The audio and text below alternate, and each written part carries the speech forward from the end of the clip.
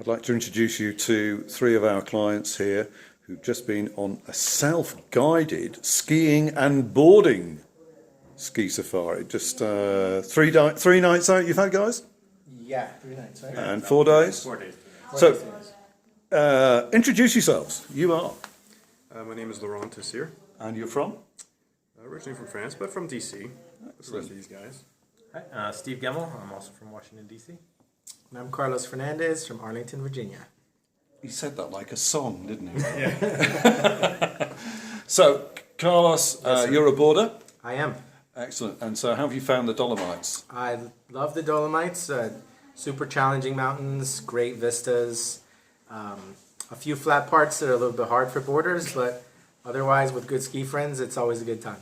Excellent. And how did you manage with the flat parts? Let's just talk about that. Tuck as hard as you can and try to keep as much speed as you can. So a good suggestion is when you take bends, take a quick pause to assess the run down and then tuck and go as fast as you can.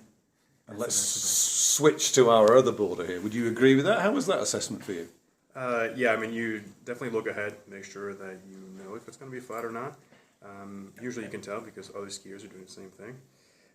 And know where you're going. I mean, know the trail so that you know if there's going to be, if you need to make like forks in the road and stuff like that, you need to make sure that you go in the right direction. That was one of the things we had to keep in mind, stay higher than the skiers because so that they can go down to the sign and make sure that they know, well, I mean, it was self-guided, so Steve would be the guy doing that. But we stayed up higher to make sure that we would have enough speed to go wherever it is that we needed to go because some of the forks in the road involve flat areas right afterwards.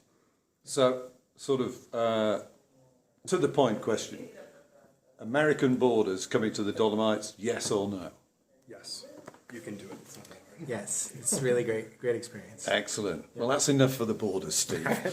So, Steve here is one of the solitary skiers amongst the group. How many were you all together?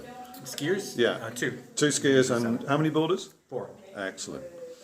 So, how are the refugios from American viewpoint? The refugios were fantastic. It was kind of made you feel like a part of a family that you're going up there and hanging out with the staff, very reaching out to you and connecting with you and talking with you and making you feel part of their home. It almost felt like.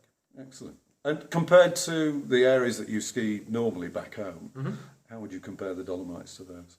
Oh, I think they're great. The vistas are fantastic, as Carlos said. I think that the vast number of ski areas is somewhat unique. Yeah. I don't think I've ever been somewhere that had so many gondolas and a number of lifts everywhere that you can connect with. Horse tow, all the variety, underground train. All those things. The complexity of transportation throughout the Dolomites is something superb to experience. Yeah, it was an experience, and I think that's the way we viewed it going in. An adventure, definitely. And what do you think to grappa? The what? Grappa. You tasted some grappa, I believe. Oh yeah, no, it was good. I've had it before, but that was some good grappa. It was fantastic, and the way that it was served made it a little bit extra special.